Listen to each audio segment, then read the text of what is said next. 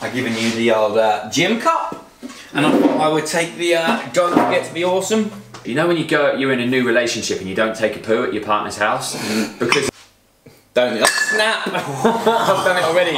What's up guys, welcome back. Off the back of Leon's video the other week where he talked about finding out Carly was pregnant and his feelings, you guys responded really lovely to it. It struck a tone, didn't it? It did. So we thought we'd kind of go a little bit deeper into it today.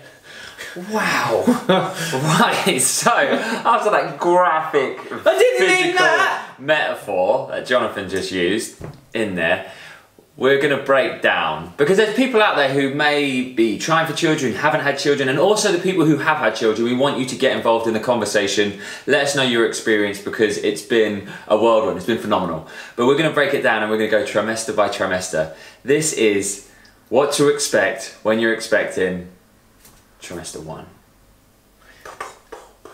I think this is going to be fun because... First of all, we're going to realise that everybody's completely different. Yeah, we're completely different. We've both had a coffee already, so strap yourselves in, guys.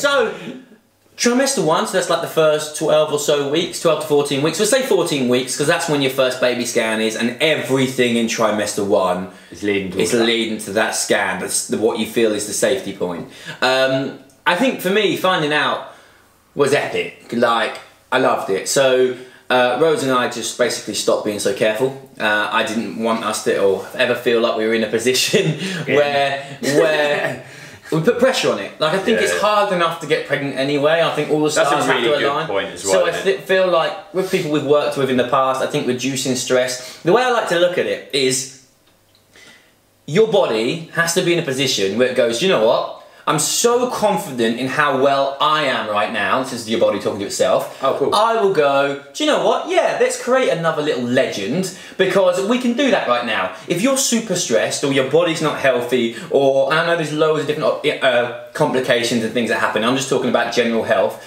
I feel, my personal opinion is, your body's going to be less likely to go, do you know what, I'm going to give up energy, and do you know what I mean? Your first priority is going to be your survival, so I think that you've got to be in a pretty good spot for your body to, do you know what, let's do it. I think that's a huge point straight off the bat as well, is about that expectation when it comes to pregnancy. John's got no tongue left already.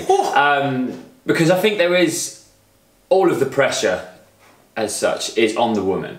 You know, because there is this thing nowadays, like, people forget that pregnancy is, but even falling pregnant is essentially a miracle. Yeah, you know, the chances of it even happening are crazy. But as soon as you have become pregnant, the amount of immense pressure that women have to feel that this is what they're supposed to do. Women are supposed to be pregnant and grow babies. There's such a disgusting thing. I'm like, well, first of all, you even got to get there, you know, and that's, like John was saying, the stars have got to align. Everything else has got to be in a perfect situation for that to even happen. And the amount of stress and worry and fear and uncertainty that comes with that, I can only imagine, I can only know from Carly's experience what she's told me. We'll talk about that in a minute and everything that comes up to that 14-week scan and how nerve-wracking it is. But for us, finding out was, because of complications in the past, we didn't know if Rose would ever be able to get pregnant. So that's why it wasn't such a big issue for us to go, oh, let's stop being so careful.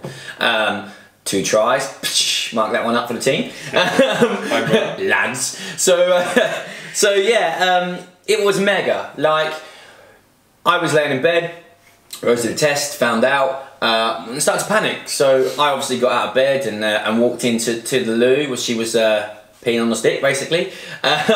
Visuals. All about the visuals.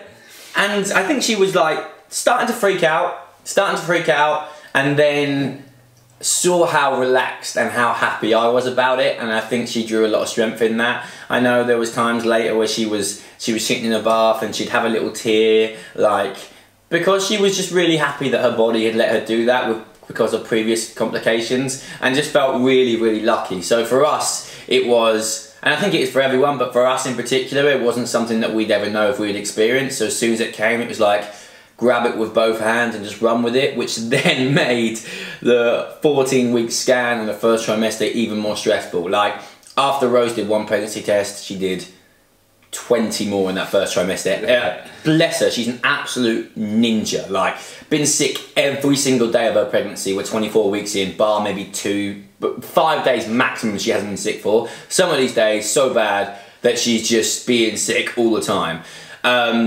And she had one day in the first trimester where she wasn't sick. Instant panics. Oh, hope baby's okay, hope baby's okay. Checking like pregnancy tests and all that. And then she was sick again the next day and was like, oh yeah, baby's fine. And I think that's the thing that you don't realise. And you guys feel it too, but obviously not to the same extent as women, because they're like, oh, I hope I'm doing everything right. I hope my body's growing the baby. I've got to feel a lot of pressure here. And I think everyone's like, don't tell anyone till you get to that 14-week mark, because you don't know what's going to happen yet. And there's so much negatives that's put around, and there's so much stress on it, and it is a scary time, and there is a lot of risk at that time of things going wrong.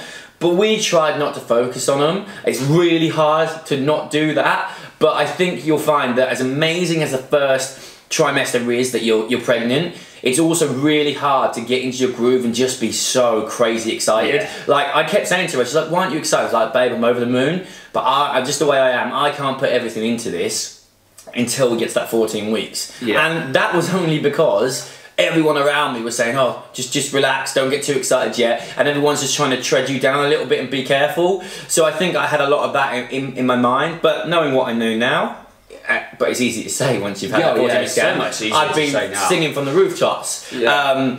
But that was my experience of finding out. Yeah, I think for us it was slightly different because we'd already had the discussion earlier, or even the year before, that we were going to actively try for children and start a family this year.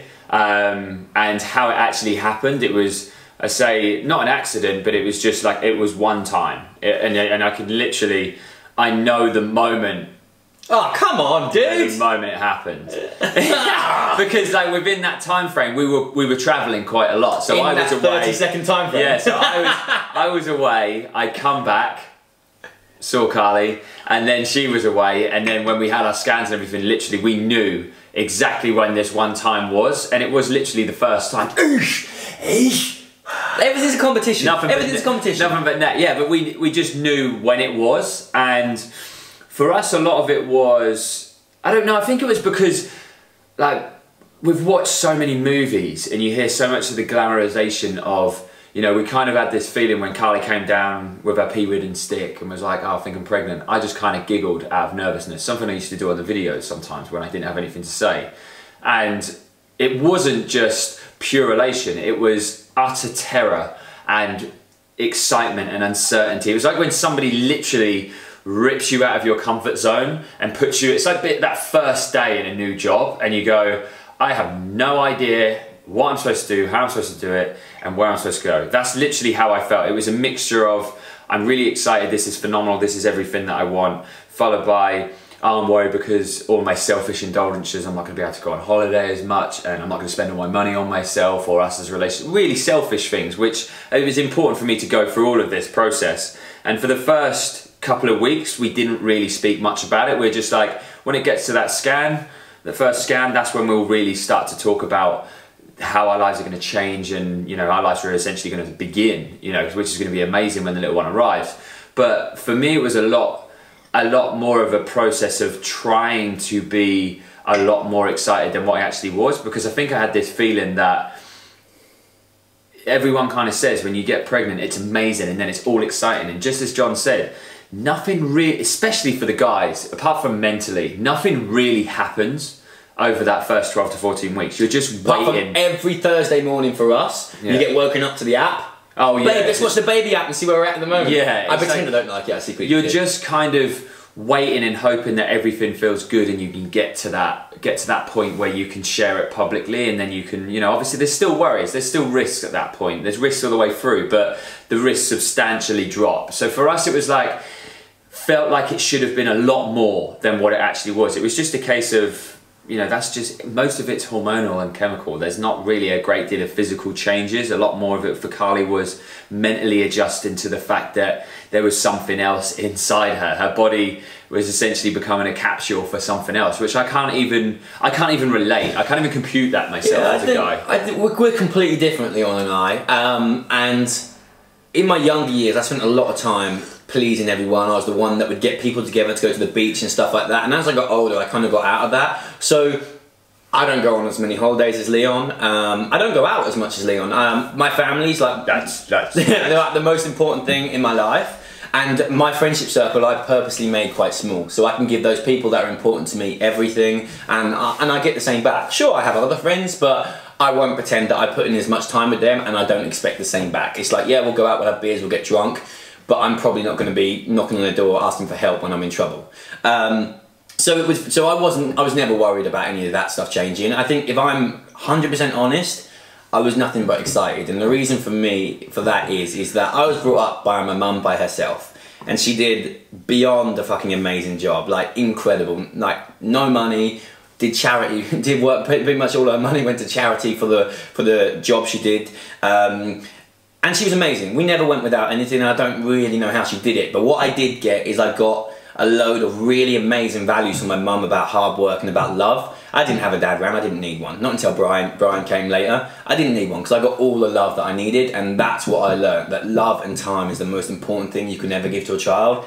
And it's like when you're at school and you have like that favourite teacher. Oh, almost got a bit teary then. But my mum's fucking amazing, for want of a better word. She is. If you ever meet her, you'll understand.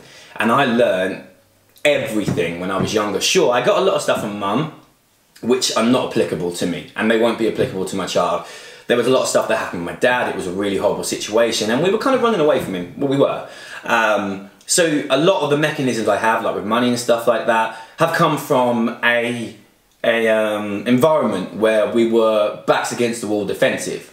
And that doesn't work later in life. So I had to learn, I had to see someone to help me kind of get rid of them, to make me happier, because you can't live your whole life on the defensive. It doesn't work that way. It's not. I'm not in that same position that I was, and my child won't be in that position. So the biggest, and the reason Leon and I get on so well, is that what makes me is my morals and my beliefs. Like, I love the saying, don't judge a man of how he treats others when people are around, judge him how he treats people when no one else is looking. And I can hand on heart say I'm a good person, and that's probably the most important thing in my life. I love that. And that's what I want to do with a little, and I want to kind of help them. I think that all you can do is, I'm going to make tons of mistakes, but all the stuff that I learned that got me to a really happy position now, I want to install them on them, and I want them to understand the importance in life. Like, I'm really lucky because Rose is a proper earth child, and she wants to go out and do stuff, and she wants to do all this stuff, and she wants to teach the baby what all the bugs are and stuff like that, and I feel like that's really important. And I'm just really beyond excited. That's all I can say. Yeah, I think it took me longer to get to that point. Obviously, we'll expand a little bit further in, because trimester 2 for me was fundamental. That was such an incredible experience, both physically and mentally, for me personally, and we'll expand on that in the next video. But yeah, just in that first trimester, I think in summary for me personally, it was a lot more uncertainty. I'm a brat. If I've got a present, I was the kid who would go under the tree and tear the corner of it when my mum wasn't looking, so I could get just an idea of what it was. And I was exactly the same as when we found out that we were pregnant. I just wanted to get to that scan because I wanted to know that I could relax and enjoy it. And it was a really out of body experience for me, because I've always been, I have to have it now. I don't want to wait. And because I couldn't, and there was nothing that I could do to make that come faster, I kind of felt that I just pushed away and just was like, well, I'm not going to get too excited. I'm not really going to pay, in the nicest possible way, too much attention to it until it gets here. Upon reflection, for me, it was probably the best thing, because it doesn't matter if I had 10 kids, I know that I'd be exactly the same in that first trimester. I still know that's exactly how I'd react every single time. Yeah. It wouldn't be any different, because it's still just as uncertain. I'm still just as grateful for the fact that that is such a beautiful 1 in a billionth chance, and a miracle that could even happen. Yeah. But the main thing is just, I don't know, I think it was a lot harder on Carly. You know, physically they are going through absolutely everything. Mentally they're going through even more. I think, and it's just trying to. It's almost like I said, it was almost like being in a new relationship. You know when you're in a new relationship and you don't take a poo at your partner's house because they're still I lost my teeth. Because it's, you know, you're in that, not just trying to impress, you're not being fake, but you're trying to impress them phase. And you're like, I'm not going to take a poo here because it's still too new. It's a bit like that. We are there. If I could describe it, it would be like that. You know when you're if you don't really want to say, oh, you've had a bad day. They might say something that's really frustrating. You're like, oh yeah, cool, that's absolutely fine. Everything's you're a little more apologetic, a little bit more softer. I felt like that in summary in the first trimester, where I was just like, whatever Carly's going to going through, I am not even going to try and relate. I'm just going to try and understand and accept as much as I possibly can. And then trimester 2, I started pooing in the house. I think you pretty much summed up, not with the pooing in the house, with the present stuff, what trimester 1 is like. And I think it's different for everyone, like we said, so there's no wrong or right. But it's pretty much Christmas Eve, and you're just getting to open the sneaky small present before Christmas Day. So you're really bloody excited, but you're not quite there yet. And I think, and I don't know if it's a good thing or a bad thing, but you're just waiting for that 14-week scan to know that everything's waiting to be able to open my super fancy. Longest weeks of my life. Longest weeks of my life. Yeah.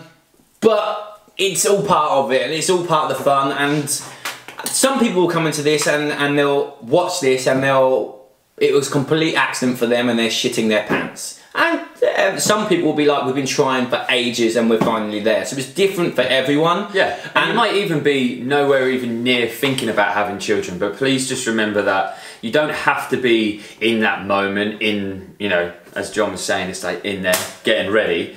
You don't have to be actively trying to get education and understanding. Like there's nothing better, in my opinion, than having a little bit of an insight and feeling a little, you know, it makes you feel a little bit less anxious when these things happen. If it happens in 10 years' time, this is something that you've seen, you've gained some experience from. So if not, send us your experience of what's been going on, what is going on, what went on, all the stories. Did baby brain arrive in the first trimester? Oh mate, trimester 2, you know, farts and baby brain. It's going to be fantastic. But if you enjoyed this video, guys, give it a massive thumbs up.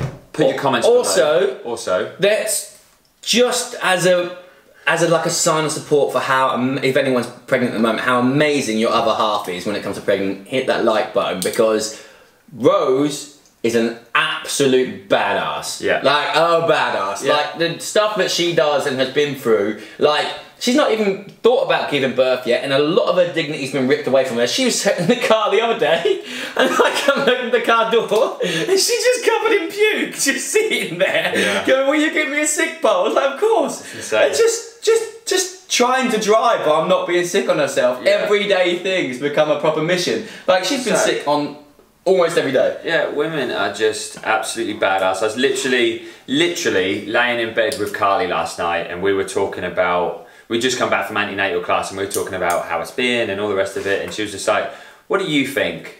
Is this a trimester 2 part? No, this is just in general. Okay. And if I could generalise it, and I felt exactly the same by the end of trimester 1 as I do now, and it's been throughout. It's like, my words were, I couldn't love her more in a very respectful way. Like, there's like a level of respect I've always had for Carly, as in a relationship, a loving relationship you have, but my love and respect has gone to a complete, especially respect, you know, I didn't think I could love her more, but that's definitely gone up. But that level of respect that I have had and I have for her now, watching everything that's happened, and also even in trimester 1, how well she dealt with it, because I don't even know how I would deal with that. If somebody turned around and said to me, yeah, shit, you've got something great, like I can't even handle it if I need a big poo. But that's only, why that's is only it with you poo today? But yeah, like, but do you know what I mean? It's like, it's a huge responsibility, and yeah, it's respect. Respect, that's what I'm going to say. Like Ali G. That's it. So thank you all so much for watching. We're going to come back with trimester 2, and it's going to get real. And that time we'll have a coffee ready to go. Yeah, and if you, as we said, if you liked the video, tell us why you liked it in the comments, and we will be back. We're going to go there. If you thought trimester 1 was crazy, see you in part 2. Bye guys.